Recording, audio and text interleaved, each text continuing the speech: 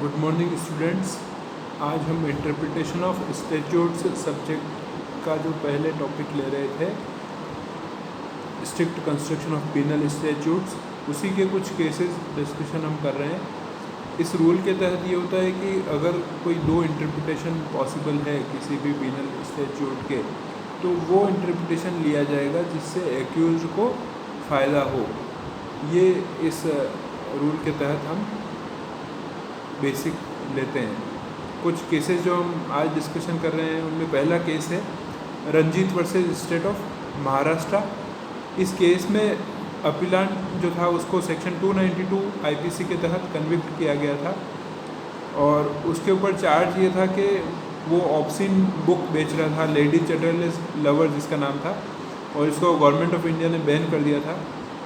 तो supreme court के सामने जो अपीलांट का एक्यूज का कंटेंशन था वो ये था कि मेंस रिया जो है एक्यूज का वो हमेशा प्रूव करना पड़ेगा अगर उसको कन्विक्ट करना है क्रिमिनल लॉ के तहत। और क्योंकि इस पर्टिकुलर केस में उसके पास में बुक सेलर है तो बहुत सारी बुक्स होगी जिसमें ये साबित नहीं किया जा सकता कि उसका बेचने का इंटेंशन था ऑप्शन बुक, ये साबित नहीं किया जा सकता है। तो ये पॉइंट था कोर्ट के सामने कि क्या इस केस में उसको कन्विक्ट किया जा सकता है सेक्शन 292 आईपीसी के तहत। और दूसरी बात ये थी, उसका ये कहना था कि अगर वो ये साबित कर पाए कि जो बुक कंटेन कर रही है ऑब्ससीन मैटर को और इस नॉलेज के साथ में उसने उसको बेचा है या रखा है, तो ऐसा कोई साबित नहीं कर पाया प्रोसिक्यूशन, तो इसलिए उसका कन्विक्शन जो है वो सेट असाइड होना चाहिए। और दूसरा पॉइंट उसका ये भी था कि बहुत सारी बुक्स होती है उसके पास में और वो रीजनेबली ये नहीं पता कर सकता कि किस बुक में क्या मटेरियल है या किस तरह का कंटेंट उसमें दे रखा है।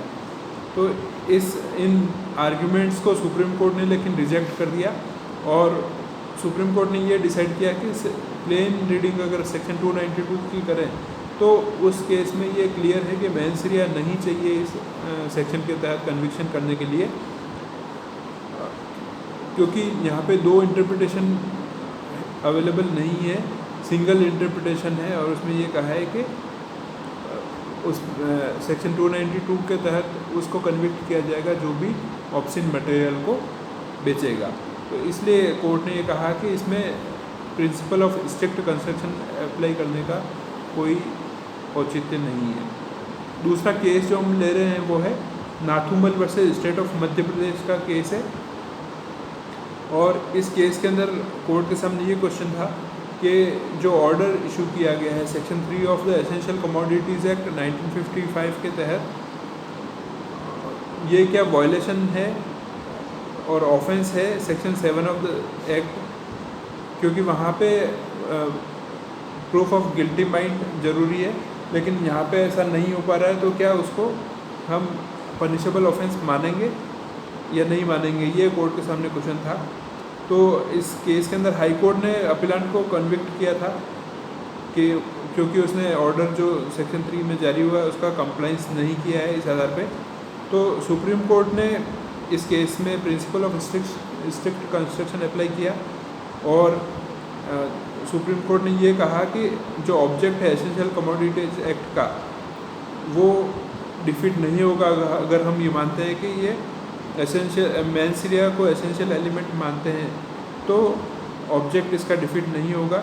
इसलिए यहाँ पे कोर्ट ने ये कहा कि सेक्शन 7 जो है उसका इंटरप्रिटेशन ऑफेंस तभी माना जाना चाहिए जबकि सेक्शन 3 का जो प्रोविज़न का वायलेशन जो है वो इंटेंशनली किया गया हो। मतलब कोर्ट ने ये कहा कि इंटेंशन साबित करना यहाँ पे आवश्यक रहेगा।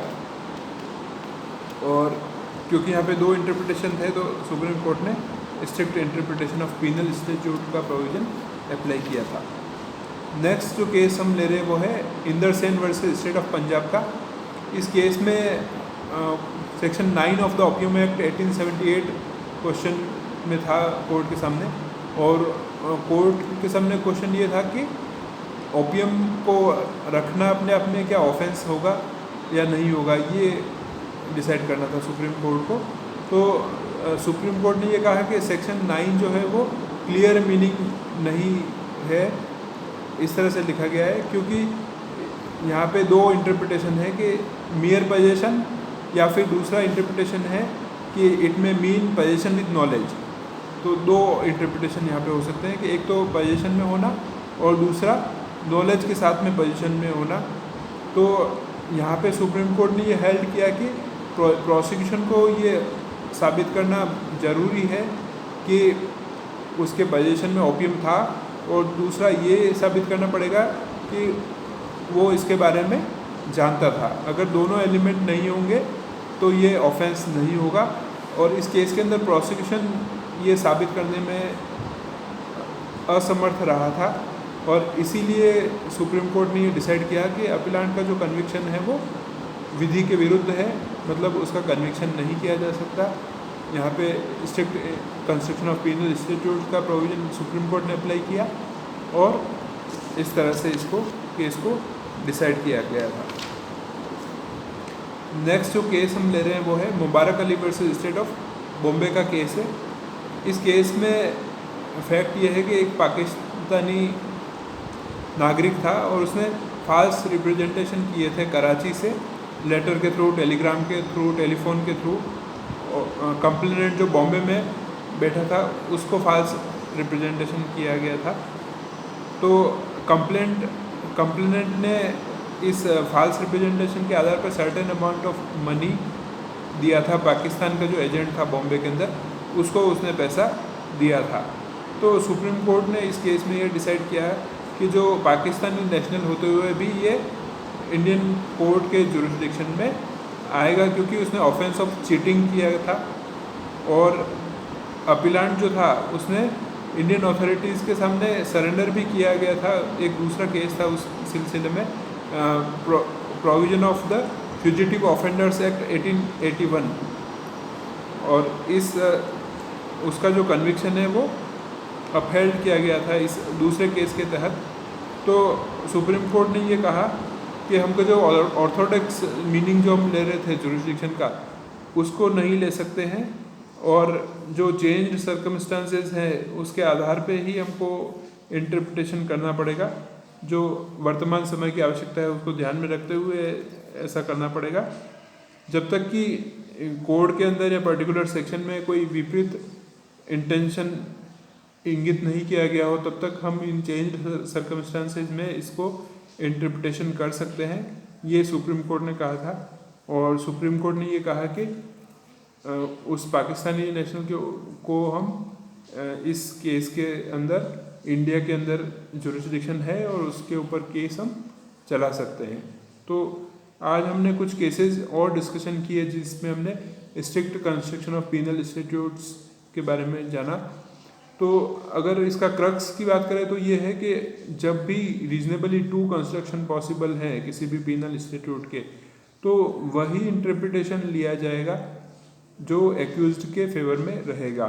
लेकिन अगर इस तरह का स्कोप अगर नहीं है किसी प्रोविजन के तहत या एक्ट के तहत, तो वहाँ पे किसी भी तरह का फ़ायदा किसी भी पार्टी को नहीं दिया जाएगा। तो आज के लिए हम यही डिस्कशन ओवर करेंगे। Thank you very much.